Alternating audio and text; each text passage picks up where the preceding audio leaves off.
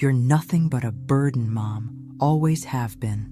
With those 9 words, spoken by my only son at his wedding, my world shattered. But from that public humiliation came an awakening that would transform me from invisible to unstoppable.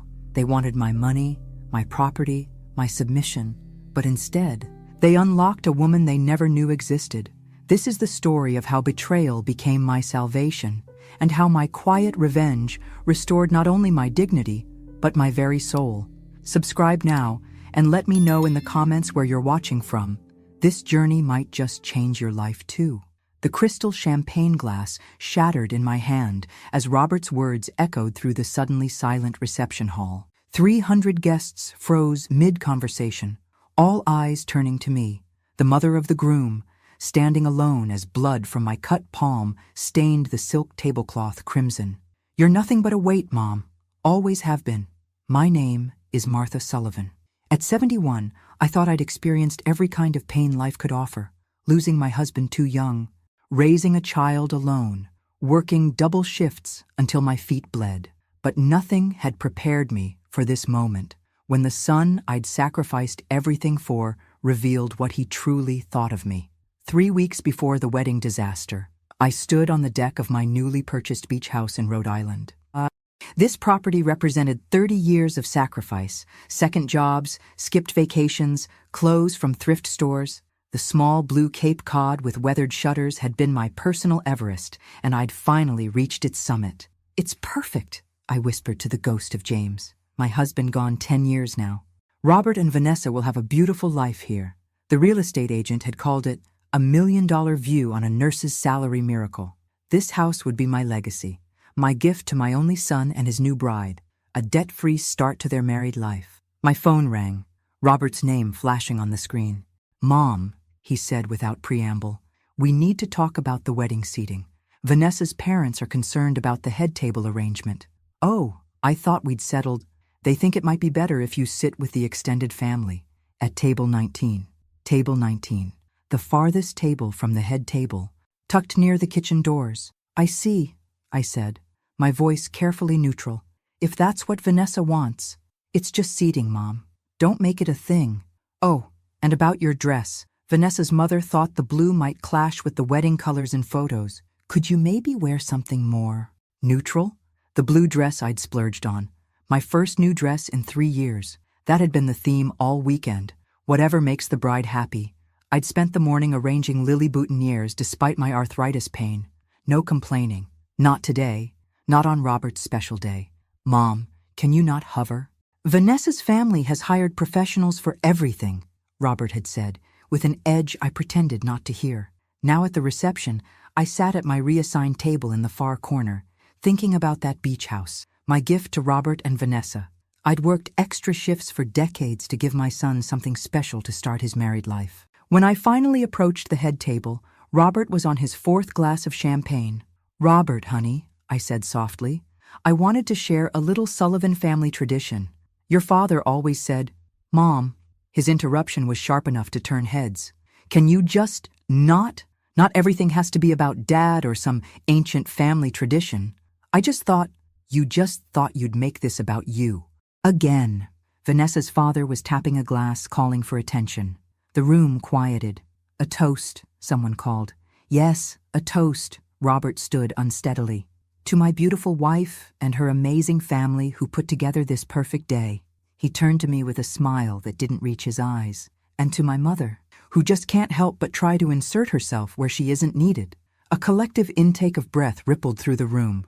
"You know, Mom," he continued, louder now, "not every moment of my life needs your input. You don't have to try so hard all the time. It's exhausting for everyone." I felt my cheeks burning. "Robert, You're not helping, Mom. You're not adding anything. You're not anything but a weight, Mom. Always have been." That's when the champagne glass shattered in my grip. The silence was deafening.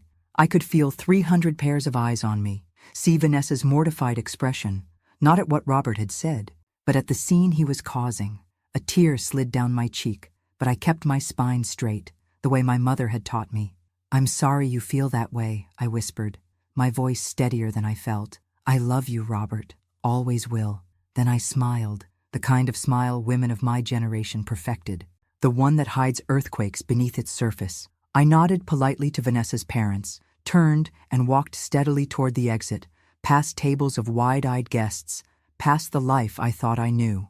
Outside, I looked up at the stars, wondering how many times I could rebuild my life from scratch. First when James died, leaving me with a 3-year-old, and now this new knowledge that the center of my world saw me as nothing but a burden, a weight. If only he knew just how light I could become. The morning after Robert's wedding, I returned to my modest 2-bedroom home in Hartford. The silence felt almost like relief after yesterday's emotional storm. I hung my beige dress in the closet, knowing I'd never wear it again. Some clothes carry memories too painful to revisit. My routine resumed, as if nothing had happened. Monday morning, I drove to Oak Ridge Senior Living Center, where I volunteered 3 days a week. After 40 years of nursing, caring for others was woven into the fabric of who I was. "Martha, how was the wedding?" Nancy, the receptionist, asked as I signed in. "Beautiful," I replied with my practiced smile. "Everything was just beautiful." "Is that a cut on your hand?" she asked, eyeing my bandaged palm. "Just a little accident with a champagne glass. Hazards of celebrating." I spent the morning reading to Mr. Abernathy, who was losing his eyesight but still loved John Grisham novels, and helping Mrs. Wilson write letters to her grandchildren. Their genuine gratitude provided comfort in its simplicity. When I returned home, the answering machine was blinking. My heart leapt. Perhaps Robert was calling to apologize. I pressed play. "Mom, it's me." His voice sounded strained. "Vanessa and I have been talking, and with the honeymoon and then settling into the new place, we won't be able to make Thanksgiving this year. I know you were planning something, but it's just not going to work. Sorry." The message ended abruptly. No mention of the wedding incident, no acknowledgement of the hurt, and now Thanksgiving, the 3rd family holiday in a row they'd canceled. I sat at my kitchen table staring at the phone.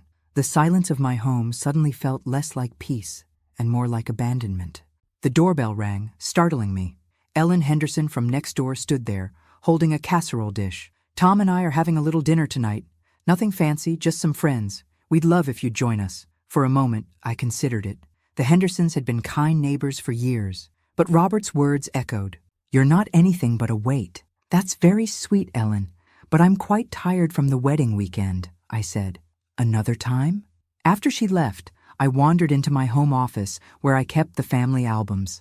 I pulled one from the shelf. Robert's childhood years. There he was at 7, missing his front teeth in his school picture. And at 10, proudly holding the science fair trophy I'd helped him earn, staying up late for weeks after my hospital shifts. There were photos from every school play. I'd never missed one, even driving through snowstorms to be there. Pictures from fishing trips after James died, trying to fill both parental roles. Christmases where I'd worked extra shifts to ensure presence under the tree, even in the lean years. The contrast between these memories and yesterday's public humiliation was jarring. Had my devotion been nothing but an annoyance to him? The phone rang. I answered, hoping against hope. "Martha, it's Sarah from the book club. We missed you last week." "I'm sorry, I had wedding preparations," I said. "Of course. How was it?" "Lovely," I lied. Everything was lovely. After hanging up, I realized I couldn't remember the last time I'd done something purely for myself. Book club had been my one indulgence, and I'd missed 3 meetings in a row helping with wedding details. I walked to my bedroom mirror. When had those lines appeared around my eyes? When had my hair become this silver gray? Somewhere along the way, I'd become invisible, not just to Robert, but to myself. The setting sun cast long shadows as I opened my closet. Pushed to the back was a box of James's things I'd never been able to part with. Inside was his watch, his favorite sweater, and a small velvet box containing the pearl earrings he'd given me on our 10th anniversary. "You're the strongest woman I know, Martha," he'd said then. "Don't ever forget that." I put the earrings on and looked in the mirror again. Behind the tired eyes of a woman who'd been told she was a burden was someone else, someone who had survived loss, raised a child alone, cared for countless patients, and kept going when it would have been easier to give up. The phone rang again. This time it was my attorney, Mr. Patterson. "Martha, just confirming our appointment tomorrow to finalize the transfer paperwork for the beach house. Robert mentioned he and Vanessa would be joining us." "Yes," I said, touching one of the pearl earrings. I'll be there. As I hung up, I thought about the beach house, my final gift to the son who saw me as nothing but a weight. The irony wasn't lost on me. I'd spent my entire life lifting others up, only to be told I was dragging them down. Tomorrow, I would sign away the culmination of decades of sacrifice. And then what? Continue to shrink myself, making my existence as unobtrusive as possible? The bedroom grew darker as night fell, but I made no move to turn on the lights. In the shadows, a thought began taking shape, small at first, then growing bolder. What if this wasn't the end of my story, but the beginning? I wore my best navy blue suit to Mr. Patterson's office the next morning. It was outdated, purchased for James's funeral 10 years ago, but it still fit. And somehow its formality gave me strength. I'd carefully bandaged my cut palm and applied enough makeup to hide evidence of another sleepless night. The law offices of Patterson and Associates occupied the third floor of one of Hartford's older buildings, all polished wood and brass fixtures. Mr. Patterson had handled our family's modest legal matters for 30 years. He'd drawn up James's will, helped with Robert's college loan paperwork, and now he would transfer ownership of my beach house, my life savings in real estate form, to my son. "Martha, good to see you," Mr. Patterson said, rising to greet me. "You're early. Robert and Vanessa haven't arrived yet." "I wanted a moment to review the paperwork myself," I explained. He nodded, shuffling through a folder. "Martha, about the wedding." "It's water under the bridge," I interrupted, not wanting his pity. "Is it?" His eyes studied me carefully. "Martha, I've known you for 30 years. I was there when James passed. I've watched you sacrifice everything for Robert. And after what happened at the wedding, I have to ask, are you certain about this transfer? The beach house represents your retirement security." "I have my pension," I said reflexively. And my home is paid off. This is a substantial asset. Once transferred, it's gone. Irrevocable." He leaned forward. "Given recent events, perhaps a trust with conditions might be more prudent." The idea of attaching strings to my gift felt manipulative. Robert was just stressed about the wedding. It wasn't really him speaking. Mr. Patterson didn't look convinced, but led me to a sunlit conference room with documents ready for signatures. I settled at the large table, spreading out the papers before me. The property deed, transfer forms, tax documents, all waiting to make official the giving away of my dreams. The beach house had been my personal goal for over 30 years. I'd first seen it during a rare weekend away with a nursing colleague. A small, weathered Cape Cod with blue shutters, perched on a bluff overlooking the Atlantic in South Kingstown, Rhode Island. I'd fallen in love with its wraparound porch and the sound of waves crashing below. Someday, I'd promised myself, and I'd worked for that someday, picking up holiday shifts when other nurses wanted time off, brown bagging lunches while colleagues ordered takeout, driving the same Volvo for 20 years. Last year, when the house finally came on the market again, I'd been ready. The down payment represented every extra penny I'd saved since James died. The mortgage was manageable with my pension, though it meant no travel or luxuries in my retirement years. Worth it, I'd thought, picturing Robert and Vanessa starting their family there, my future grandchildren building sandcastles on the beach below. I was so lost in these thoughts that I almost missed the sound of familiar voices in the hallway. The door to the adjacent conference room must have been left ajar, because Robert's voice carried clearly into my room. "Is this going to take long? I have a meeting at 2. "Stop rushing," came Vanessa's voice. "This is important. Once we have the deed, we need to move quickly with the realtor." A chill ran through me. "Realtor? I still think we should wait a few months before selling," Robert said, his voice lower. "It might look suspicious. Why wait? The market is hot right now, and that real estate agent said we could get at least 30% above what your mother paid. That's enough for the down payment on the house in Westport and a decent honeymoon." I sat frozen, my hand clutching a pen so tightly my knuckles whitened. "She'll be hurt if she finds out we're selling it immediately," Robert said, though he didn't sound particularly concerned. Vanessa laughed, a sound I once thought charming, but now sent ice through my veins. "She won't find out. Besides, what's she going to do with all that money anyway? She's almost at retirement age. This way the house benefits people who can really enjoy it." "You're right," Robert agreed. "And we need to start planning for her future care. That senior living place we saw last month has reasonable rates for the state-subsidized wing." "Exactly. The beach house money will set us up, And we won't have to worry about supporting her later. She never has to know, Robert said. She'll sign today, we'll make the right appreciative noises, and by summer, we'll be in our new place. I couldn't breathe. The documents before me blurred as tears filled my eyes. And think how much we'll save when we move her into that state home, Vanessa continued. The beach house basically pays for our future and solves your mom problem in one go. My mom problem, Robert repeated with a chuckle. That's one way to put it. I must have made a sound because their voices suddenly stopped. I gathered the papers with trembling hands and moved silently to the door. Mr. Patterson was coming down the hallway. Martha, are you all right? You look pale. I'm not feeling well, I managed to say. I need to reschedule. Please let Robert know I had to leave. Outside, the autumn air felt sharp in my lungs. I walked blindly, with no destination in mind, just the need to put distance between myself and the truth. My son, my only child, saw me as a problem to be solved, a chess piece to be moved, where convenient. I found myself in Bushnell Park, sitting on a bench beneath a maple tree blazing with orange leaves. An older man was feeding squirrels nearby. You look like you've seen a ghost, miss, he said, offering me a kind smile. Perhaps I have, I replied, the ghost of who I thought my family was. As the afternoon light filtered through the maple leaves, I made a decision. I would go home and open James's box, the one he'd left with the instruction, open when you need guidance. What I didn't know then was that opening that box wouldn't just change my day or my month. It would change everything. The drive home from Hartford was a blur. Traffic lights, stop signs, other cars. They all passed in a haze as Robert and Vanessa's words echoed in my mind. Mom problem. State home.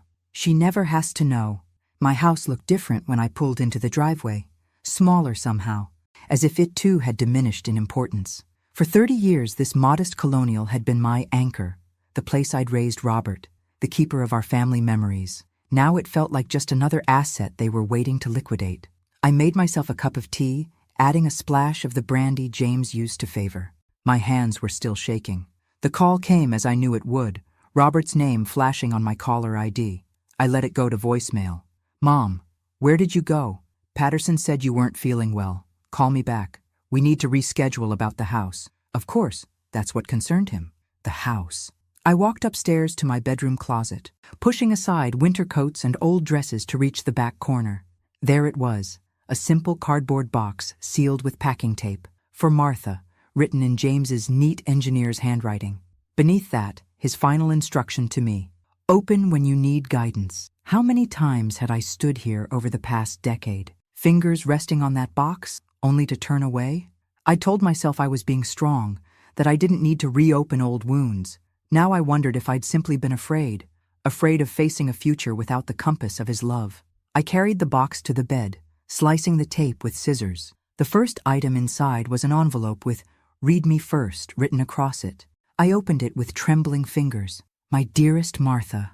James's familiar handwriting blurred through my tears. If you're reading this, I'm gone, and you're facing something that's brought you to your knees. I know you, my love. You wouldn't open this unless you truly needed to. First, let me tell you what you already know, but may have forgotten. You are the strongest person I've ever known.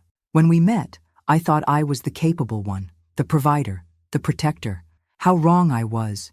Your quiet strength has been the foundation of our family. Your resilience taught me what courage really means. Now, for what you don't know. I've kept a secret from you, my only secret in our marriage. Not out of deceit, but out of love. You remember when my company went public in '85? I told you I sold my shares to pay for Robert's college fund. That wasn't entirely true. I sold half of them. The other half I placed in a trust in your name, with specific instructions that you not be informed until after my death, and then only if you asked about it specifically. Why? Because I know you, Martha. You would have insisted we use that money for Robert's education, or for medical bills, or for 1,000 other practical needs. You would never have kept it for yourself. But some things are just for you, my love. Not for Robert, not for me, for you. In the investment portfolio, you'll find in this box, you'll see what became of those shares. My colleague Richard Thompson has managed them all these years, reinvesting dividends, making conservative but steady choices. By my calculations, you should be a wealthy woman by now. Use this freedom well, Martha. Live the life you deserve. Not the life others expect of you. Not the life that makes you smallest or quietest or most convenient. You always said I was the dreamer, but you were wrong. I merely dreamed out loud. Your dreams ran deeper, hidden even from yourself sometimes. It's time to unearth them. It's time to live for Martha. You always were the strongest of us both. Now it's time for the world to see that too. All my love, forever, James. I read the letter 3 times, tears flowing freely down my face. Then I emptied the rest of the box onto the bed. There were more letters, dozens of them, each labeled for different occasions. When Robert graduates, on your 65th birthday, when you feel alone. I set these aside, too raw to read more of James's words tonight. Next came photographs I'd never seen. James and me on our honeymoon, looking impossibly young. The 3 of us at the lake house we used to rent each summer. These weren't the posed portraits that made it into our family albums, but candid shots capturing genuine moments of joy. And beneath it all, a thick manila envelope from Thompson Financial Advisors. With shaking hands, I opened it. Statements, portfolios, account numbers. As I flipped through them, the numbers seemed unreal. 7 figures, more money than I'd ever imagined having. Technology stocks, blue-chip investments, municipal bonds, a diversified portfolio that had grown steadily for decades without my knowledge. There was a business card, paper-clipped to the front page. Richard Thompson, Senior Financial Advisor, and a handwritten note. Call anytime, Martha. James made me promise to help you when the time came. For the first time since the wedding, I felt something other than pain. I felt possibility. All these years, I'd defined myself solely as Robert's mother, James's widow, my patient's caregiver, never just Martha, never just me. The phone rang again. Robert. Again, I didn't answer. Instead, I picked up another envelope from the box, this one labeled simply, When Everything Changes. Inside was a photograph of James and me, standing on a beach at sunset. I was laughing, my head thrown back, while James looked at me with such love, it made my heart ache anew. On the back, he'd written, This is who you really are, Martha. Remember her? I studied the woman in the photograph, her dark hair lifting in the sea breeze, her posture radiating confidence and joy.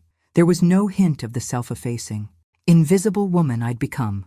I reached for the phone, but not to call Robert back. Instead, I dialed the number on Richard Thompson's business card. Thompson Financial, a receptionist answered.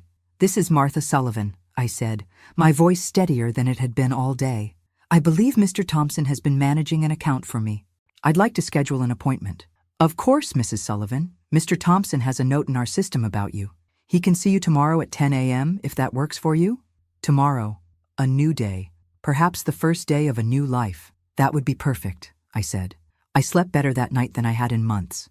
Despite the earthquake that had shattered my understanding of my relationship with Robert, I felt strangely calm. When dawn broke, I was already awake, watching pink and gold light paint my bedroom ceiling. My first call that morning wasn't to Robert, though he'd left 3 more messages, each progressively more agitated about rescheduling the house situation. Instead, I called Mr. Patterson. Martha, I was concerned about you, he said. Are you feeling better? Much better, thank you, I replied. I need to cancel the property transfer. Permanently. A pause. I see. May I ask what prompted this decision? I considered how much to share. Let's just say I overheard a conversation that made me reconsider whether this gift would be appreciated in the spirit it was intended. Well, as nothing has been signed, that's easily done. Would you like me to inform Robert, or will you handle that? I'll handle Robert, I said, surprising myself with my newfound assertiveness. But I'd like to schedule another appointment to discuss estate planning from a different angle. Of course. And Martha, I'm glad you're looking out for yourself. After that call, I dressed with unusual care for my meeting with Richard Thompson, choosing a tailored pantsuit I'd purchased years ago for a nursing conference, but rarely worn since. In the mirror, I hardly recognized myself. Without the slumped shoulders and apologetic posture I'd unconsciously adopted, I looked formidable. Thompson Financial occupied the top floor of one of Hartford's newer glass towers. The receptionist led me to a corner office with sweeping views of the Connecticut River. Richard Thompson rose to greet me, a tall man in his 60s with silver hair and kind eyes that crinkled at the corners. Martha Sullivan, after all these years, it's an honor to finally meet you. James spoke of you constantly. I wish I could say the same, I replied with a small smile. But it seems my husband kept quite a few secrets from me. Only one, really, Richard said, gesturing for me to sit, and he felt terrible about it. But he was adamant this money be preserved for your future, not Robert's education, not his medical bills, not any of the emergencies he knew you'd prioritize over yourself. He opened a leather portfolio on his desk. As of yesterday's market close, your portfolio is valued at $4.2 million. The number knocked the breath from me. That can't be right. James's initial investment was substantial, and I've been rather conservative in managing it. Over 30 years, even moderate returns compound impressively. He slid the portfolio across to me. Everything is here. Every transaction, every dividend, every growth projection. All this time, I whispered. I've been working double shifts, pinching pennies, while sitting on a small fortune, Richard finished. James knew you would. That's why he structured it this way. He wanted you to live your life as you naturally would, then have this revelation when the time was right. But how did he know when the time would be right? Richard's smile was gentle. He didn't. That's why he left it to you to open the box when you needed guidance. He trusted your instincts. I spent the next 2 hours with Richard, learning about my new financial reality. By the time I left his office, I had a clear understanding of my assets, a plan for restructuring some investments, and something I hadn't had in a very long time: options. My next stop was Mr. Patterson's law office, where I surprised him by asking for a referral. You're one of the best attorneys I know, I explained, but I think I need someone specialized in family estate management, someone who can help me navigate a complicated situation. He didn't seem offended. In fact, he looked almost relieved. I know exactly the right person. Eleanor Winters. She's a shark in a designer suit, specializes in protecting family assets, especially in contentious situations. Perfect, I said. Would you mind calling her for me? 2 days later, I sat across from Eleanor Winters in her downtown office. A woman in her 50s with a sleek gray bob and piercing blue eyes. She took notes as I explained my situation. The beach house, Robert's betrayal, my newfound financial independence. So to be clear, she said when I finished, you want to completely restructure your estate plan with specific protections in place. Yes, I want to maintain control of all my assets, including the beach house. I want to ensure I'm never dependent on my son's goodwill for my care. And I want to leave a legacy that reflects my values, not just handing everything to Robert unconditionally. She nodded approvingly. Many parents in your position would cave to guilt, even after such a betrayal. It's refreshing to see someone standing up for themselves. 2 weeks later, I received a troubling call from Catherine, the realtor who had handled my beach house purchase. Mrs. Sullivan, there's been an incident at your South Kingstown property. The security company found the back door open this morning. Nothing appears to be stolen, but some drawers were searched. I drove to Rhode Island immediately. The police had already gone, leaving only a report. When I checked the office, I discovered what was missing: the drawer containing all the original property documents. On my drive back, I stopped at a gas station and spotted Robert's BMW at the pump next to mine. He was arguing with Vanessa inside the car. I ducked into the store, watching through the window. The desperation written across their faces was clear. This was more than greed. It was panic. I called Eleanor from the parking lot. I need to understand better what's happening in my son's financial life. The next day, her investigator's report revealed an alarming story: underwater mortgages, substantial personal loans, maxed credit cards. Robert and Vanessa weren't just eager for the beach house. They were desperate. They've staked everything on getting that property, Eleanor explained. They've made financial commitments based on money they don't have. I was torn between anger at their manipulation and concern for my son. I called Richard Thompson. Richard, I need a favor. I want to create a trust fund with very specific conditions. With protective measures in place, I could now focus on my own transformation, not just in response to Robert's betrayal, but for the woman I wanted to become. On the 10th day, after what I'd come to think of as my awakening, I realized I needed more than legal and financial restructuring. I needed to rebuild myself. I found Dr. Chen through Eleanor's recommendation, a therapist who specialized in helping women reclaim their identities. When she asked what brought me to her office, I told her everything. It sounds like you're at a crossroads, she observed.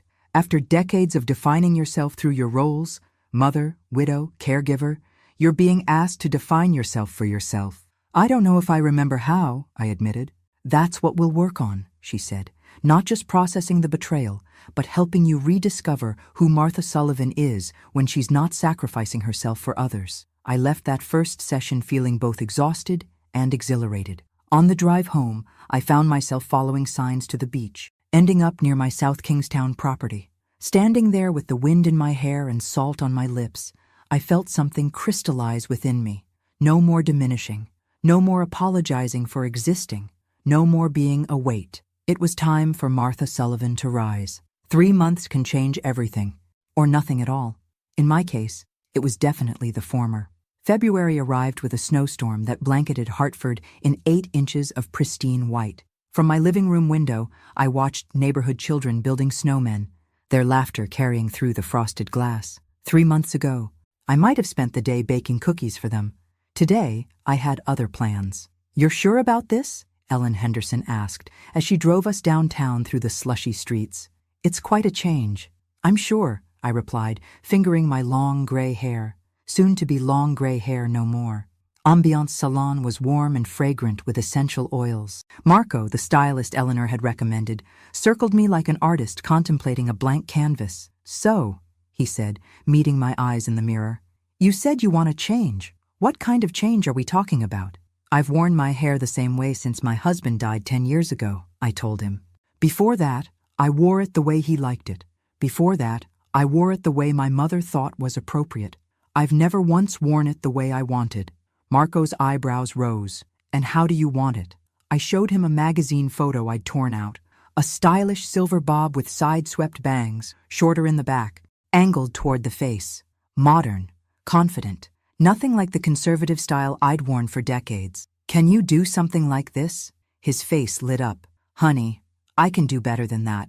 I'm going to make you look amazing."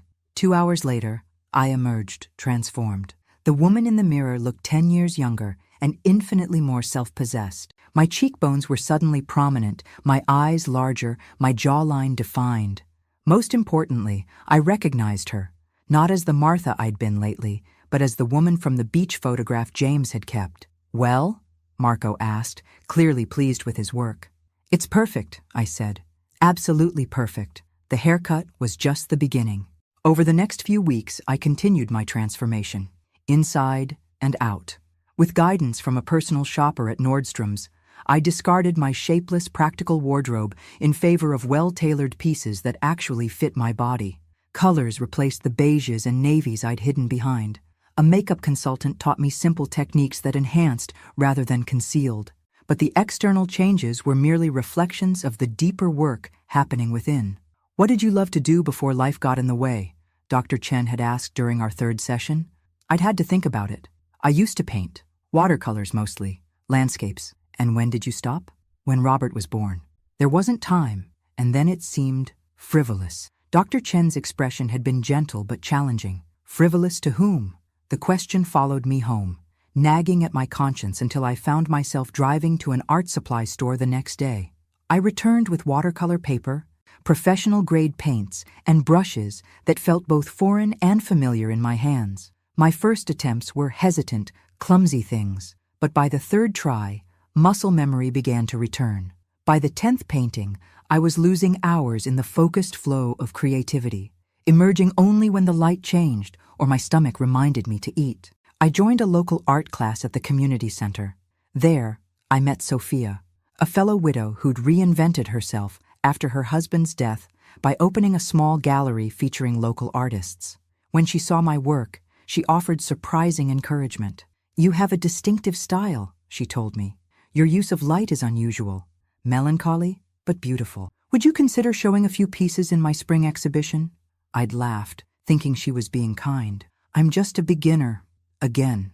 "Art isn't about technical perfection," she'd replied.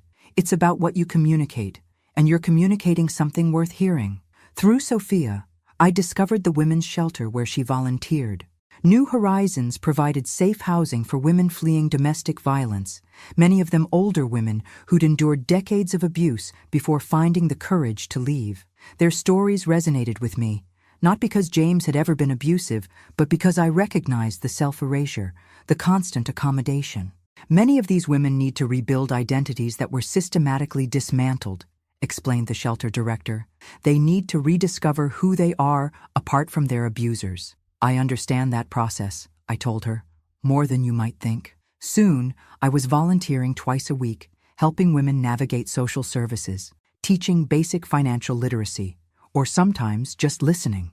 It was different from my hospital nursing, less physical care, more emotional support, but it drew on the same wellspring of compassion that had defined my career. Through all of this, Robert continued his campaign of calls and texts. They'd evolved from demanding to concerned to manipulative. "Mom, we need to talk about the house. Mom, are you sick? Should I come check on you?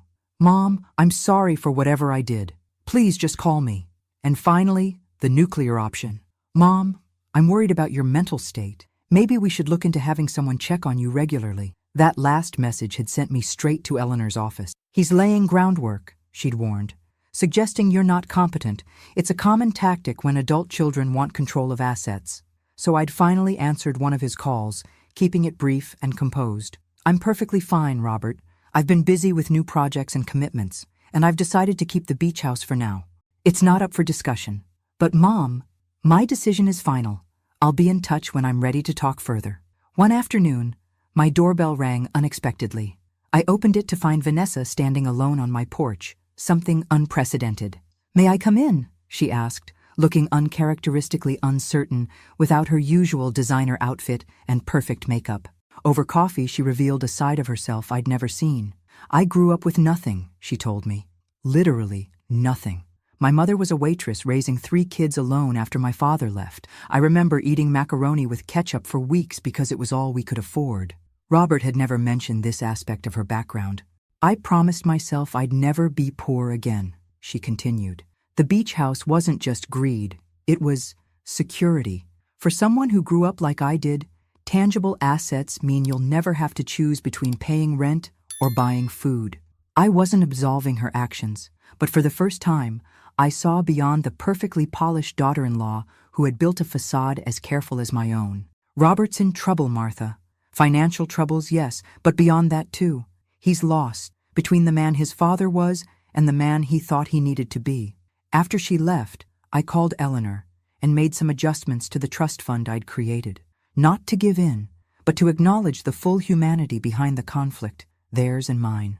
Through Eleanor, I also arranged to list the beach house discreetly with Catherine. If I decided to sell, it would be on my terms, to buyers who would appreciate it.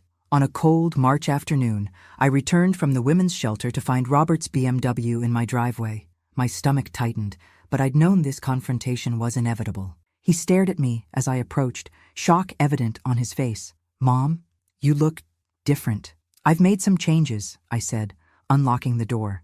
He followed me inside, taking in other changes: the easel by the window, the colorful throw pillows, the absence of the aging family photos that had cluttered every surface. "What's going on?" he asked. "First you cancel the house transfer, then you practically disappear. Now you've—" He gestured vaguely at all of me.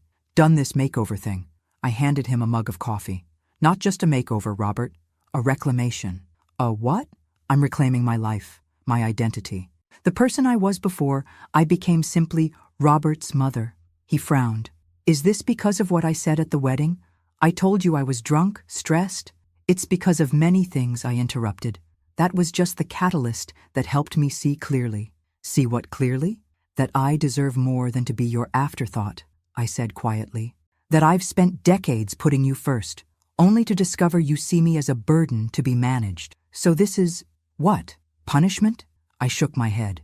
"This is growth. For the first time in decades, I'm living for myself, not as your support system, not as James's widow, but as Martha Sullivan, a woman with her own desires, talents, and worth." Robert stared at me as if I'd started speaking in tongues. "I don't understand what's happening here." "I know," I said, and for the first time, I felt a genuine pang of sadness for him. "That's part of the problem." "When will things go back to normal?" he asked, something almost childlike in his confusion. "They won't," I replied gently. "Normal has changed." April arrived with a riot of daffodils and cherry blossoms. I'd always loved spring, the promise of renewal, the lengthening days, the world shaking off winter's constraints. This year the season felt particularly symbolic. Catherine called on a Tuesday morning with news. I have an offer on the beach house, Martha. It's significantly above asking price. I nearly dropped my coffee mug. Above asking? But we listed it at market value. The Jacobsons fell in love with it, she explained. They have 3 children and have been searching for a waterfront property for years. When they saw the sunset from your porch, Mrs. Jacobson started crying. They don't want to risk losing it in a bidding war. The amount she named made my breath catch. It was nearly double what I'd paid for the property, enough to fund several of the dreams I'd begun to nurture. I told them you'd need 48 hours to consider, Catherine continued. They're eager but understand it's a big decision. After we hung up, I walked to my newly created studio space in what had once been Robert's bedroom. The morning light streamed through the east-facing windows, illuminating the watercolor I'd been working on, a seascape inspired by the view from the beach house. I'd planned to hang it there someday. Now I had a choice to make. Keep the house as my own sanctuary, or sell it and use the proceeds to expand my horizons in ways I hadn't yet imagined. I called Dr. Chen and scheduled an emergency session. "What's holding you back?" she asked after I explained my dilemma. "Is it concern about Robert's reaction? Guilt about selling a property you once intended for him?" I considered this. No, it's more that the house represented a dream, freedom, security, a future I controlled. And now? Now I have those things already, I realized. The house was a symbol of the life I wanted, but I'm already building that life. Maybe the house can serve a different purpose now. That evening, I called Catherine and accepted the Jacobsons' offer. On one condition, I added. I want to meet them before we close. I want to know the family who'll be making memories there. 2 days later, I met the Jacobsons for coffee. David was a professor of marine biology. Sarah ran a children's bookstore. Their children, ages 10, 8, and 6, had made me cards with crayon drawings of what they planned to do at their beach. The youngest had drawn a mermaid that looked suspiciously like me, complete with silver hair. "We can't thank you enough for accepting our offer," Sarah said.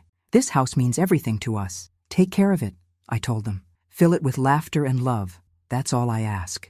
As I drove home, I felt lighter than I had in years. The house had served its purpose, not as Robert's inheritance, but as the key to my independence.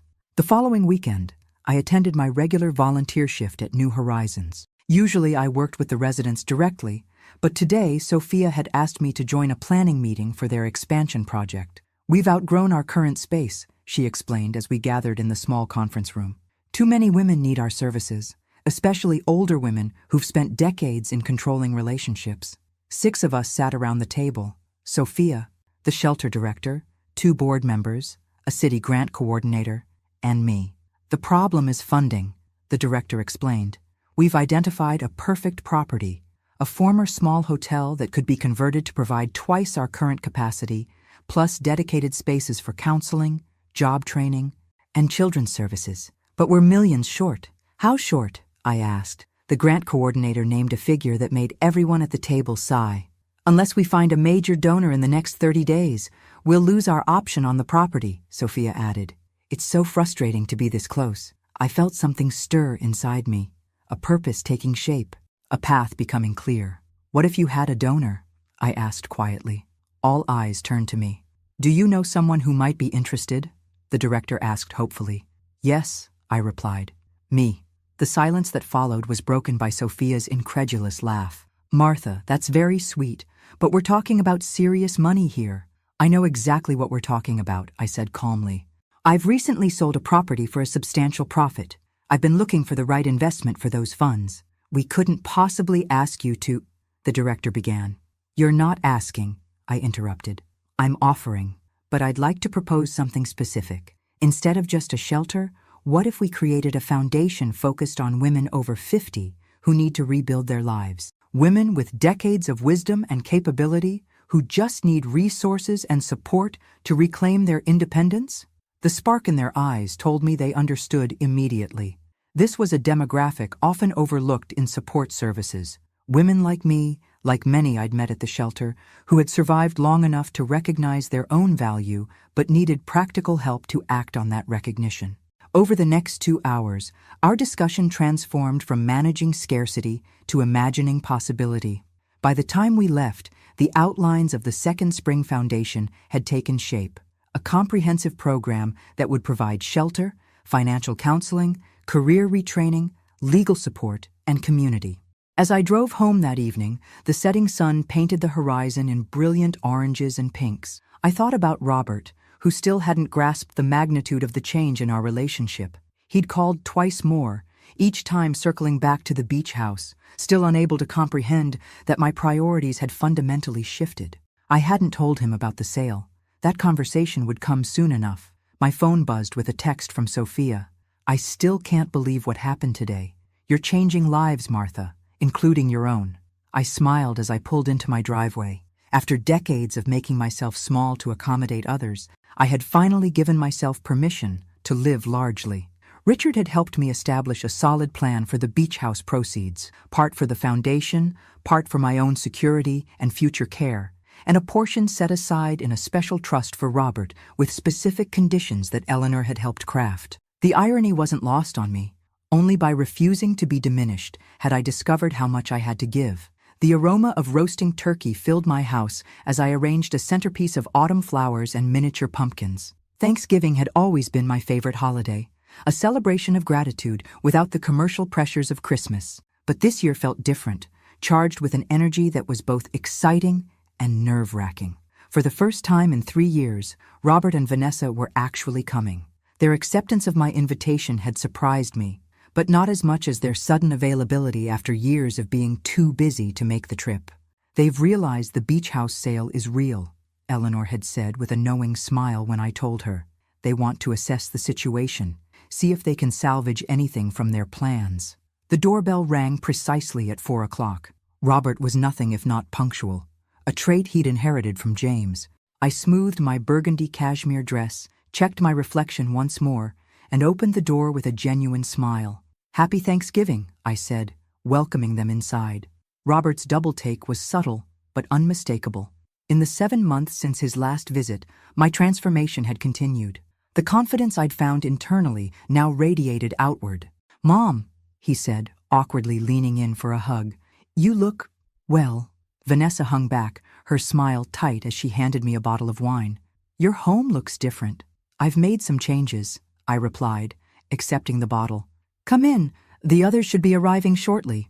Robert froze halfway through removing his coat. "Others? I thought this was just a family dinner."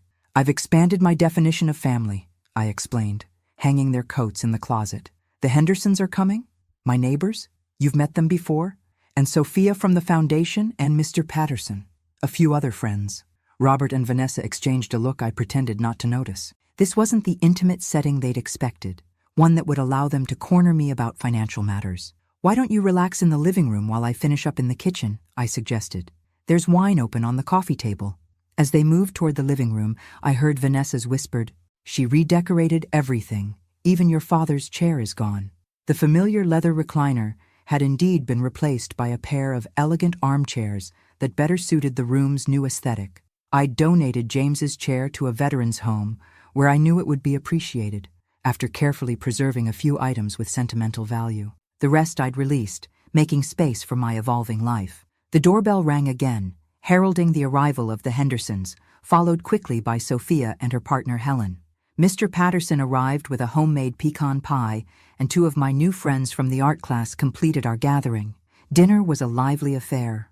Around my expanded dining table, conversation flowed easily. Sophia shared updates about the foundation, which had already helped 7 women transition to independent living situations. Tom Henderson described his recent retirement and new passion for birdwatching. Helen, a retired literature professor, debated the merits of various mystery novelists with Mr. Patterson. Through it all, Robert and Vanessa sat like visitors from another planet, struggling to find their footing in this unfamiliar version of their mother's life. Several times, Robert attempted to steer the conversation toward the beach house. "I drove by the property in South Kingstown last month," he mentioned casually during a lull. "Looked like there was some activity there." "The new owners are doing some renovations," I replied easily, passing the cranberry sauce. "The Jacobsons, lovely family with 3 children. They've already sent me photos of their oldest learning to surf." The color drained from Robert's face. "New owners? You sold it?" "In April," I confirmed. "They fell in love with it immediately." Sophia, would you pass the rolls, please? As conversation resumed around us, I could feel Robert's stunned silence like a physical presence. Vanessa's hand closed over his wrist, her fingernails digging visibly into his skin. Later, as guests helped clear dishes between dinner and dessert, I overheard Robert and Vanessa in heated whispers from the guest bathroom, their voices carrying through the old heating vent into the kitchen. She sold it. She actually sold it. Robert's voice was tight with disbelief. After all that talk about it being our inheritance, our future, something's going on with her, Vanessa replied. Have you seen how she's dressing? The furniture? These friends suddenly everywhere? She's having some kind of breakdown or midlife crisis. She's 71. That's hardly midlife. Whatever it is, we need to figure it out. The house money has to be somewhere. We need that money, Robert. I know, Robert hissed. But look at her. She's not the same person. She used to be manageable. The word hung in the air like a slap. Manageable. Is that how my son had seen me all these years? Not as a person with my own desires and agency, but as something to be managed. We need to get her alone, Vanessa continued. This crowd wasn't an accident. She's avoiding a real conversation about the money. The following morning, I took my usual early walk through the park near my home. The air was crisp, the grass still frosted. As I rounded the lake, I spotted Robert sitting alone on a bench, staring at the water with reddened eyes. Robert? I approached cautiously. He turned, startled. Mom, what are you doing here? Morning walk. And you? He shrugged. Couldn't sleep at the hotel. I sat beside him, keeping a respectful distance. For several minutes, we watched the mist hover over the lake in silence. Vanessa and I fought all night, he finally said, his voice hoarse. About the house, about you, about money, about everything. I'm sorry, I replied, and truly was. Despite everything, I never wished unhappiness for my son. He gave a bitter laugh. You were right, you know. About the house. We were going to sell it immediately. We even had a buyer lined up. I know. He looked at me surprised. How? I have my resources now, I answered simply. Robert sighed deeply. What happened to us, Mom? When did I become this? He gestured to himself with evident disgust.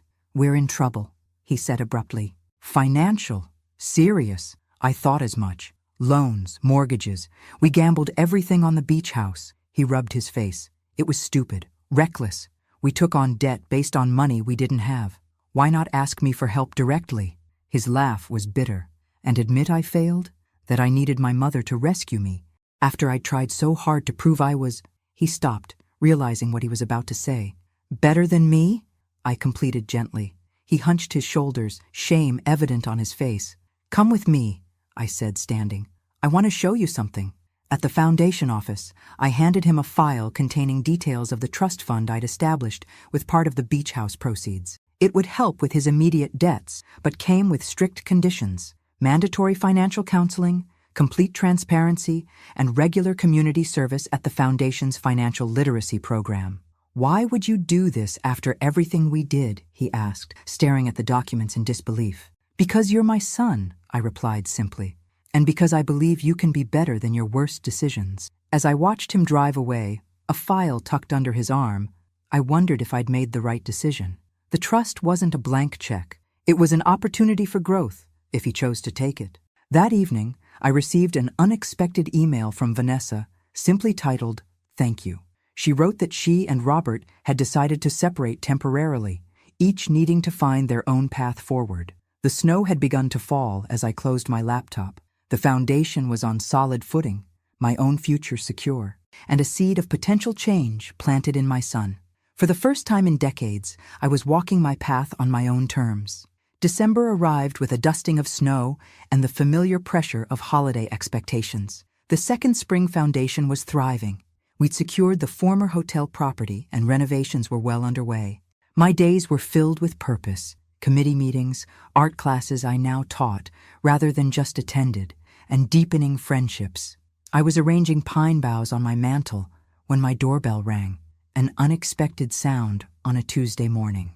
Through the peephole, I saw Robert shifting nervously on my front step, collar turned up against the cold. For a moment, I considered not answering. Our Thanksgiving encounter had ended unresolved, and I'd enjoyed the peaceful week since, but avoidance solved nothing, and I'd long since stopped running from difficult conversations. "Robert," I said, opening the door. "This is a surprise. Can we talk?" He didn't wait for an invitation, stepping past me into the foyer. Privately, somewhere without an audience this time. His tone held an accusatory edge that immediately set me on guard. "There's a cafe 2 blocks down. Let's walk there." I deliberately chose a public setting, partly on Eleanor's advice to always meet in places where others could witness our interactions, partly because I knew Robert would be less likely to create a scene. The cafe was busy with morning customers, but we found a corner table away from the main traffic. Robert ordered black coffee. I chose Earl Grey tea. We sat in awkward silence until our drinks arrived. "I'm listening," I said finally, warming my hands on the teacup. Robert stared into his coffee. "I want to know why you're doing this. The real reason, not some line about finding yourself or whatever." "That is the real reason," I replied. "Sometimes the simplest explanation is true. So this has nothing to do with punishing me for what I said at the wedding." I sighed. "Robert, not everything is about you." He looked up, startled. "What's that supposed to mean?" "It means that my choices aren't a reaction to you. They're about me, about how I want to live the remaining years of my life. But the timing is connected to what I overheard, yes. Hearing you and Vanessa discuss me as a problem to solve was illuminating. But my response wasn't about punishment. It was about finally seeing clearly how one-sided our relationship had become. Robert shifted uncomfortably. "Look, what you heard, it wasn't like that. We were just talking, exploring options that involved selling the home I spent decades saving for and putting me in a state facility to maximize your profit," I said calmly. "Those were your exact words, Robert. Solve your mom problem." The color drained from his face. "I didn't mean—" "You did," I interrupted gently. "And that's okay. It showed me where I truly stood in your life, not as someone to be loved or respected, but as a resource to be managed." A woman at the next table glanced over, then quickly looked away when she caught my eye. "You've always been so selfless," Robert said, leaning forward. "Everything for me, for Dad, for everyone else. That's who you are, Mom." "No," I corrected. "That's who I was conditioned to be. The perfect mother, the supportive wife, the woman who never inconveniences anyone. But beneath all those roles was a person, a complete human being with dreams and desires of her own. So now you're just, what? Living for yourself? Spending the beach house money on clothes and furniture?" His gesture toward my camel hair coat carried undisguised judgment. "Among other things," I agreed, refusing to be baited. "I've also established a foundation for women rebuilding their lives after trauma or loss. I'm teaching art classes. I'm traveling to the national parks I've always wanted to see. I'm living a full life, Robert." He stared at me as if I were speaking a language he couldn't quite translate. "But what about us? What about your family? What about us?" I echoed. "Tell me honestly, Robert, before the beach house situation, when was the last time you called me just to check how I was doing? Not to ask for something, not out of obligation, but because you genuinely cared about my happiness?" The silence that followed was answer enough. "I still love you," I said more softly. "You're my son. Nothing changes that. But love without respect isn't healthy for either of us. So that's it? You're just moving on?" There was genuine bewilderment in his voice. "I'm moving forward," I corrected. "And you're welcome to be part of my life, my real life. Not the convenience I represented before, but only if you can see me as a whole person, not just your mother." Robert's phone buzzed. He glanced at it, then back at me with new urgency. "The beach house money. What did you do with it? Was it really all spent on this foundation thing?" So that was why he'd come. Not reconciliation, not understanding, but a last attempt to salvage something from his failed plan. "My financial decisions are no longer your concern," I said, my voice firm but not unkind. "I've made provisions for my future care that don't involve being warehoused in a state facility. Beyond that, what I do with my resources is my business." "But what about our future? Vanessa and I were counting on that money for the house in Westport, for starting a family eventually." I was confused. "I thought you and Vanessa had separated. At least that's what her email suggested." He flushed. "It's complicated. We're trying to work things out. The trust fund you set up helps, but it's not enough for what we had planned." Now I understood. He had accepted the trust fund with its conditions, but was still hoping for more. still seeing me primarily as a source of financial support. I spent 30 years counting on having a son who valued me for more than my assets, I replied. We both faced disappointment. Robert's expression hardened. Is this how it's going to be now? You holding the past over my head forever? No, I said, finishing my tea. This is me establishing healthy boundaries, something I should have done decades ago. Mom, he tried again, desperation creeping into his voice. After everything we've been through, everything you and Dad sacrificed for me, you really would deny your only son a better future? I'm not denying you anything, Robert. I'm finally giving myself the respect I deserve. I stood, placing money for our drinks on the table. When you're ready to build a relationship based on mutual respect rather than what you can get from me, I'll be here. As I walked home through the light snow, I felt a complex mixture of sadness and liberation. The conversation had gone exactly as Eleanor had predicted, the progression from guilt to accusation to outright demand. But something unexpected had happened too. For the first time, I'd faced Robert's manipulation without crumbling, without that instinctive maternal urge to smooth things over at my own expense. I'd held my ground, maintained my boundaries, and walked away with my dignity intact. The snow was falling more heavily now, transforming the familiar streets of my neighborhood into something magical and new. Like my life, I thought, recognizable in its outlines, but utterly transformed in its substance. I was also starting to consider a more significant change. Yesterday, I'd seen a lovely cottage for sale in coastal Maine. Perhaps it was time for a fresh start in a new place, somewhere without the weight of old memories. The idea of waking up to ocean views every morning, of painting on a deck overlooking the Atlantic, was beginning to take hold in my imagination. The winter ahead might be cold, but spring would come again, and this time I would meet it as my complete self. Christmas lights transformed Hartford into a glittering wonderland as December deepened. I'd always loved the holidays, even in the lean years after James died, when I'd worked extra shifts to ensure Robert had presents under our modest tree. This year, I was experiencing the season with new eyes, not as an orchestrator of others' joy, but as an active participant in my own. The Second Spring Foundation's holiday fundraising gala was scheduled for Christmas Eve at the Hartford Hilton. As the founding donor, I'd been deeply involved in the planning, determined to make our first major public event both meaningful and successful. The ticket sales have exceeded our expectations, Sophia told me as we finalized arrangements. The mayor's attending, along with several state representatives. The Hartford Courant is covering it. This is going to put us on the map, Martha. I studied the seating chart, making small adjustments. Did we hear back from Channel 8 about filming the speech segment? Confirmed yesterday. They'll run it on the late news and again on Christmas morning. Perfect, I said, feeling a flutter of nervous excitement.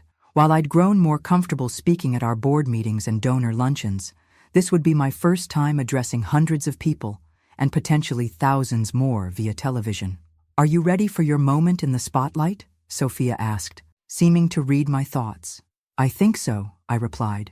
The story needs to be told. The invitation list had been carefully curated. Community leaders, potential donors, and supporters of women's initiatives throughout Connecticut. I hadn't included Robert and Vanessa, assuming they'd be spending Christmas Eve with her family as they had the previous 2 years. So I was stunned when, 3 days before the event, my doorbell rang and I found them on my doorstep. We need to talk, Robert said without preamble. About Christmas. I invited them in, noting Vanessa's designer coat and the new diamond studs in her ears. Clearly, their financial situation wasn't quite as desperate as Robert had implied during our cafe conversation. We've decided to accept your invitation to the gala, Vanessa announced, settling onto my sofa as if granting me a favor. What invitation? I asked, genuinely confused. For your foundation thing on Christmas Eve, Robert clarified. At the Hilton. I hadn't sent them an invitation. In fact, I deliberately avoided mentioning the event during our last conversation. How did you hear about it? I asked carefully. Dad's old friend Richard Thompson mentioned it, Robert replied. We ran into him at the club yesterday. He seemed surprised we weren't involved with your project. Richard, of course. He'd been so supportive of my transformation, but he still saw Robert as James's son, the natural continuation of his friend's legacy. James and Richard had been colleagues for 30 years, and Richard had watched Robert grow up. He wouldn't have understood the complexity of our current relationship. It's a fundraiser, I said neutrally, for the foundation's new building renovation. And apparently, half of Hartford's elite will be there, Vanessa added.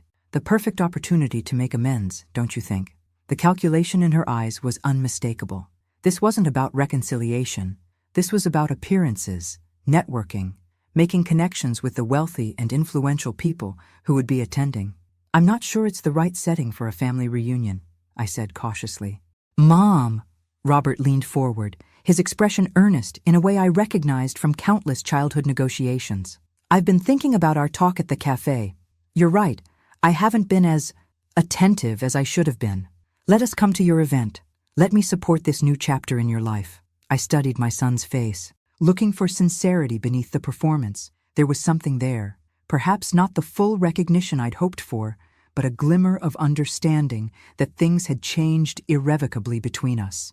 All right, I said finally. I'll have 2 tickets left at the registration table. It starts at 7. After they left, I called Eleanor immediately. They're coming to make nice, she surmised after I explained the situation. Classic approach when direct confrontation fails. They'll be on their best behavior, present a united front with you publicly, then leverage that renewed connection later. Should I have refused? No, she said thoughtfully. Let them come. Just be prepared for what happens after. The inevitable ask, whatever form it takes. The night of the gala arrived, clear and cold, with stars crisp against the winter sky. I wore a gown of deep emerald silk, a color I'd never have chosen in my previous life, but that now felt perfectly right against my silver hair and the simple pearl pendant James had given me on our 25th anniversary. The Hilton's grand ballroom had been transformed with elegant decorations in the foundation's colors of silver and sage. Photos of our first 7 graduates, women who'd successfully transitioned to independent living with our help, were displayed alongside architectural renderings of the new facility. I circulated through the growing crowd, greeting guests, accepting congratulations, introducing our board members. Out of the corner of my eye, I spotted Robert and Vanessa arriving, both impeccably dressed and immediately scanning the room to identify the most important attendees. Your son made it, Sophia murmured, appearing at my elbow. Yes, I replied, though I'm not entirely sure why. Well, you look stunning, she said, squeezing my arm reassuringly. Remember that when you get up to speak. An hour later, after dinner had been served and the live auction conducted, the program director announced me as the keynote speaker. As I made my way to the podium, I caught sight of Robert and Vanessa at their table near the front, watching me with expressions I couldn't quite read. The television cameras positioned discreetly at the back of the room recorded as I adjusted the microphone. Good evening, I began, my voice steadier than I'd expected. My name is Martha Sullivan, and at 71, I'm embarking on the most meaningful adventure of my life. The room quieted, hundreds of eyes focused on me. We call our foundation Second Spring because we believe it's never too late to bloom again, even after the harshest winter. Many women reach my age having spent decades putting others first, their children, their spouses, their parents, their communities. They've shaped their identities around service and sacrifice, often at the expense of their own dreams. I paused, letting my gaze sweep across the room. There's nobility in that sacrifice, but there's also danger, the danger of becoming invisible, even to yourself, the danger of allowing others to define your worth based solely on what you can provide them, the danger of becoming, in someone else's words, nothing but a weight. From the corner of my eye, I saw Robert stiffen. Vanessa placed a restraining hand on his arm. My own journey toward reclaiming my identity began with painful words spoken in a moment of unguarded truth, words that forced me to confront how thoroughly I'd erased myself in service to others' needs and expectations. As I continued, sharing the story of the Foundation's creation and our vision for the future, I was careful never to identify Robert directly or reveal the specific details of our estrangement. This wasn't about public shaming. It was about transforming personal pain into communal purpose. Each woman who comes to us has a unique story, I concluded, but they share a common challenge, learning to value themselves after years of being devalued. At Second Spring, we provide not just shelter and practical resources, but the radical message that it's never too late to become the author of your own life. The applause was immediate and thunderous. As I made my way back to my seat, Dozens of hands reached out to touch my arm, to offer congratulations, to share whispered stories of their own mothers or sisters or friends who needed exactly what we were offering. I didn't look at Robert and Vanessa's table. This moment wasn't about them. It was about the women we were helping and the community we were building. Later, as the event wound down and guests began to depart, they finally approached me. "Quite a speech," Robert said, his expression unreadable. "You've become quite the public speaker." "Thank you," I replied. "The cause matters to me." "It was very inspiring," Vanessa added with a smile that didn't reach her eyes. "We'd love to talk more about how we might support your foundation, perhaps over brunch tomorrow?" Before I could respond, the mayor approached, eager to discuss potential city support for our initiative. By the time I turned back, Robert and Vanessa had moved toward the exit. As I watched them leave, I felt an unexpected sense of resolution. Tonight, my voice had been heard, not just by the hundreds in attendance or the thousands who would see the television coverage, but by my son. Whether he truly understood was another matter entirely. Christmas morning dawned bright and cold, sunlight glinting off fresh snow. I made myself a cup of coffee and took it to my living room, where a small tree sparkled with the ornaments I'd collected over a lifetime. No presents waited beneath it this year. I'd requested donations to the foundation in lieu of gifts, but the absence felt liberating rather than lonely. My doorbell rang at precisely 10 o'clock. Robert and Vanessa, punctual as always. I'd agreed to their brunch request, curious about what approach they'd take after the gala. "Merry Christmas, Mom," Robert said, presenting a small, elegantly wrapped package as they entered. "You look festive." I'd chosen a red cashmere sweater and simple black pants. Festive indeed, compared to the utilitarian holiday outfits I'd worn in years past. "Thank you," I replied, accepting the gift with genuine surprise. I wasn't expecting anything. "Well, you're still my mother," he said with a smile that almost reached his eyes. Some traditions shouldn't change. I invited them into the dining room, where I'd prepared a simple spread of quiche, fruit salad, and cranberry muffins. The table was set with my good china, not because I was trying to impress them, but because I'd decided months ago to stop saving my beautiful things for special occasions that never came. "Your speech last night was quite impressive," Vanessa commented as she served herself. "Everyone was talking about it. The foundation seems to be gaining real momentum." "Yes," I agreed. "We've helped 23 women in just 6 months, and the new facility will triple our capacity." "It's quite an accomplishment," Robert said, studying me with newfound curiosity. "Dad would be proud." The mention of James caught me off guard. "I think he would," I agreed softly. We ate in relative harmony, discussing neutral topics: the unseasonably cold weather, a mutual acquaintance's new grandchild, the film they'd seen the previous week. It was the kind of polite conversation we might have had at any point in the past decade, pleasant, but ultimately hollow. As I cleared the plates for coffee, Robert cleared his throat. "Mom, about last night, seeing you on that stage, hearing everyone's response to your work, it made me realize how much I've underestimated you." I paused, genuinely surprised by what sounded like authentic recognition. "All these years," he continued, "I've thought of you in one way, as my mother. I never really saw you as a whole person with your own dreams and capabilities. That's a common pattern in parent-child relationships," I said carefully, pouring coffee into my grandmother's delicate cups. "We get locked into roles that can be hard to transcend." "Well, I want to transcend them," Robert said with sudden intensity. "I want us to have a new relationship, a better one. Last night showed me what's possible for you, for us." Vanessa nodded encouragingly. "We've been doing a lot of thinking since our last conversation, about respect and boundaries and everything you talked about." Their sincerity seemed genuine, yet something felt rehearsed about this sudden awakening. I sipped my coffee, giving myself time to consider their words. "I appreciate that," I said finally. "A healthier relationship would mean a lot to me." "Great," Robert said, exchanging a quick glance with Vanessa. "Because we have an idea we wanted to run by you, a way to support your foundation while also strengthening our family bonds." There it was, the inevitable ask Eleanor had predicted. "I'm listening," I said. "Vanessa and I think the foundation would benefit from having a family presence on the board," Robert explained. "Someone who shares your values but brings different skills to the table. I could help with the financial planning, investment strategy, that sort of thing. And I could handle media relations, public communications, Vanessa added eagerly. Last night's coverage was good, but with my PR background, we could really elevate the foundation's profile.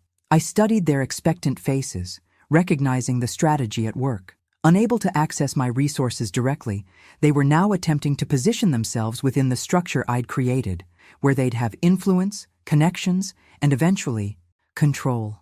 It's an interesting suggestion, I said neutrally. The board does make all financial decisions for the foundation. Their expressions brightened at what they perceived as an opening. The thing is, I continued, our bylaws require board members to demonstrate a history of commitment to women's issues and a personal understanding of our mission. It's not just about professional skills. Well, I'm your son, Robert said, as if that credential spoke for itself, and Vanessa and I are both committed to supporting your vision. Since when? The question slipped out before I could soften it. Robert blinked. What? Since when have either of you demonstrated commitment to women's empowerment or financial independence? What personal connection do you have to our mission of helping women reclaim their identities after years of erasure?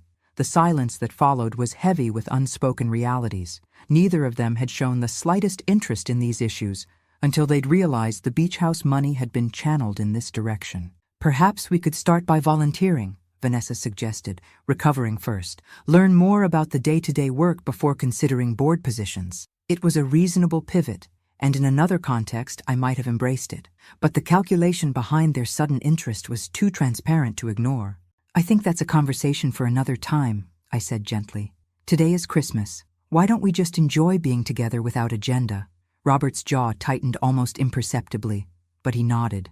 Of course, you're right. We moved to safer topics for the remainder of their visit, but the easy rapport of brunch had evaporated. When they rose to leave an hour later, there was a stiffness in Robert's demeanor that spoke of thwarted expectation. At the door, I handed him a small box wrapped in simple silver paper. Merry Christmas, Robert. You didn't have to, he began, then stopped himself, accepting the gift with a puzzled smile. Open it now, I suggested. I'd like to see your reaction.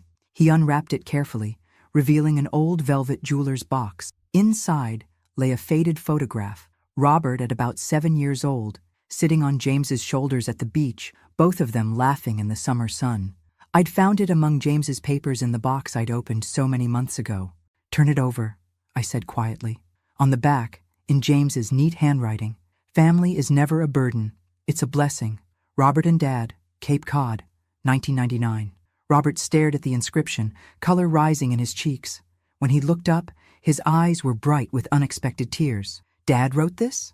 I nodded. He treasured your relationship. So did I. For the first time in our difficult year, I saw a crack in Robert's carefully maintained facade, a glimpse of genuine emotion rather than strategic manipulation. Mom, he began, then stopped, seemingly at a loss for words. It's okay, I said softly. You don't have to say anything right now. Just think about what it means, to be seen as a blessing, not a burden.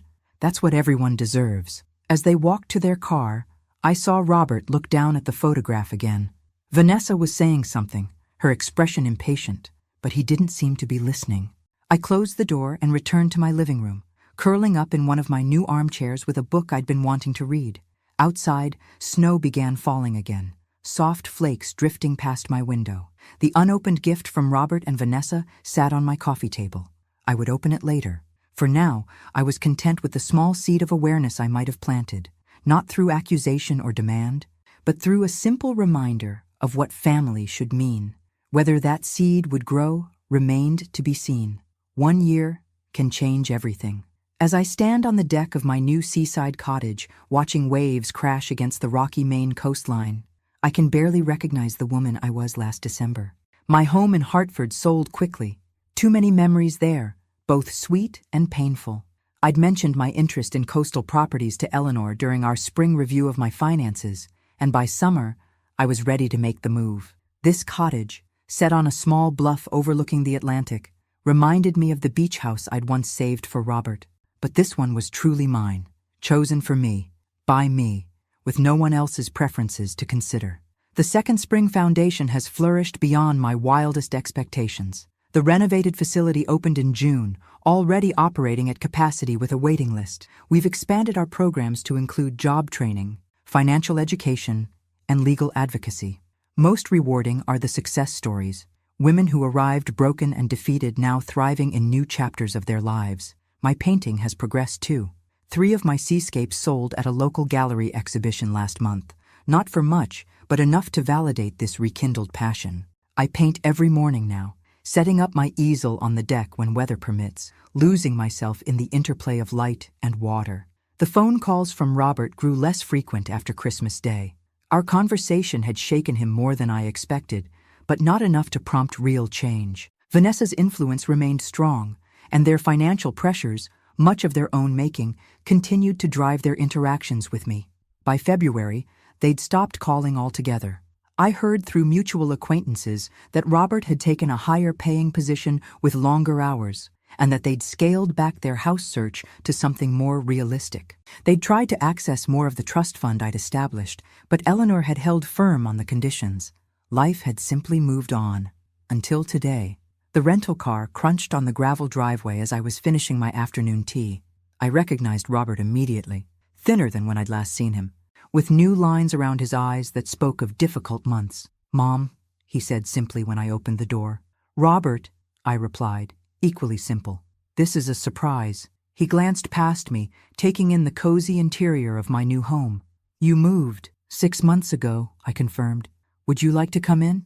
Or we could talk on the deck. The view is spectacular." He chose the deck, following me through the house with curious eyes. I'd furnished this place differently. Warm colors, comfortable pieces, artwork from local artists mixed with my own creations. Nothing like the traditional decor he'd grown up with. "How did you find me?" I asked as we settled into Adirondack chairs facing the ocean. "Eleanor Winters," he admitted. "I went to her office after the Hartford house sold with no forwarding address. She wouldn't give me your information directly, but said she'd pass along a message if I had one worth sending." A wry smile crossed his face. "Apparently, she's quite protective of you." "She's a good friend," I agreed, "and a good lawyer." We sat in silence for a moment, watching seagulls wheel over the water. "Vanessa and I divorced," he said finally. "It was finalized last month." I turned to study his face, seeing both strain and relief in his expression. "I'm sorry." "Don't be," he replied with surprising candor. "It was long overdue. After Christmas, things changed between us. I started seeing patterns I hadn't noticed before, how she encouraged my worst instincts, how her respect for me was tied to what I could provide." He shook his head. "Sound familiar?" I nodded, allowing him the realization without commentary. "I kept looking at that photograph you gave me," he continued. "Dad's words on the back. It made me remember things I'd forgotten, how he used to talk about you, the respect in his voice, how different that was from how I'd come to see you." The wind shifted, bringing with it the tang of salt and seaweed. I pulled my sweater closer around my shoulders. "I've been in therapy," Robert said, surprising me again. "Learning about patterns, about how children can unconsciously devalue the parent who sacrifices most for them, about how entitlement distorts relationships." "That sounds like valuable work," I said carefully, not wanting to derail whatever process had brought him here. "It is," he agreed, "but it's also painful as hell." He turned to face me directly. "I treated you terribly, Mom.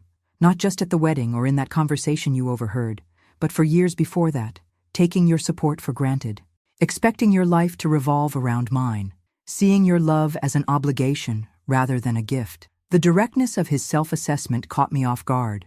This wasn't the rehearsed apology I'd half expected, but something rawer and more authentic. "The foundation," he continued, "the women you help. That speech you gave last Christmas Eve, it all made me realize how little I knew you, the real you, not just my mother, how little I'd bothered to learn." "We all have our blind spots," I offered, feeling a softening I hadn't anticipated. "Some bigger than others," he said with a self-deprecating smile. Then he reached for the leather messenger bag he'd brought with him, withdrawing what appeared to be a book. "I brought you something. Not as atonement. There's not really a gift that could serve that purpose. But as a beginning, maybe." He handed me a slim volume, cloth-bound in blue linen. The title, embossed in silver on the cover, made my breath catch. "The Weight of Words."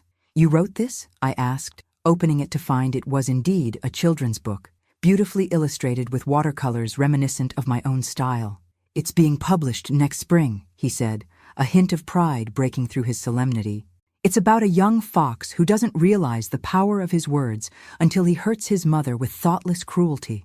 About how he learns that words can wound deeper than teeth or claws, but they can also heal when used with love and truth." I turned the pages slowly, absorbing the gentle illustrations and the simple but profound message woven through them. On the dedication page he'd written, "For my mother, who taught me the weight of words and the strength of grace." Tears pricked at my eyes, not the familiar tears of hurt or disappointment, but something more complex and healing. "It's beautiful, Robert," I said honestly. "Truly beautiful. I've been working at a youth center in Hartford," he explained, "teaching writing to kids from difficult backgrounds, helping them find their voices. It doesn't pay what I used to make, but it matters in a way my old job never did." "Is that why you came? To show me the book?" He shook his head. "I came to see you, to start rebuilding if you're willing. Not to what we were before. That wasn't healthy for either of us. But to something new, something better." The sun was beginning its descent toward the horizon, painting the water in shades of gold and amber. In that moment, I thought of James and what he would make of this scene. His wife and son, separated by pain, but perhaps finding their way back to each other through hard-earned wisdom. "Would you like to stay for dinner?" I asked. "Nothing fancy, just soup and bread and honest conversation." "I'd like that very much," Robert replied. As we walked along the shore afterward, the tide coming in and erasing our footprints behind us, Robert asked about my painting, my friends, my new life. For perhaps the first time, he listened without agenda, genuinely curious about who I'd become. "Are you happy, Mom?" he asked as twilight settled over the water. I considered the question carefully. "I am," I said finally, "not in the uncomplicated way of youth, but in the deeper way that comes from living authentically, even when it's difficult, from knowing my own worth isn't dependent on anyone else's assessment. I'd like to learn that," he admitted, "to be more like you." "You'll find your own way," I assured him. "We all do, eventually." When he left the next morning, promising to call soon, I didn't know if this fragile reconnection would blossom or wither. Relationships damaged by years of imbalance aren't easily repaired, and trust, once broken, rebuilds itself in careful increments, not dramatic gestures. But standing on my deck as his car disappeared down the coastal road, I felt a sense of peace that had nothing to do with Robert's visit and everything to do with my own journey. Whatever happened between us, reconciliation, polite distance, or something in between, I was whole in myself, complete. I turned toward my easel, where a half-finished painting waited, a sunrise over stormy seas, light breaking through clouds. It needed work, balance, the right interplay of shadow and illumination. Like life itself, some people spend their entire existence carrying the weight of others' expectations, I thought as I lifted my brush. I had finally learned to carry only what brought me joy. The weight of words had nearly crushed me once. Now they had become the bridge to a new understanding of myself, of my son, of the complex, imperfect beauty of human connection. As I added touches of gold to the canvas horizon, I smiled, 72 years old, and still discovering who Martha Sullivan could be. It wasn't too late. It never is. Thanks for listening. Don't forget to subscribe and feel free to share your story in the comments. Your voice matters.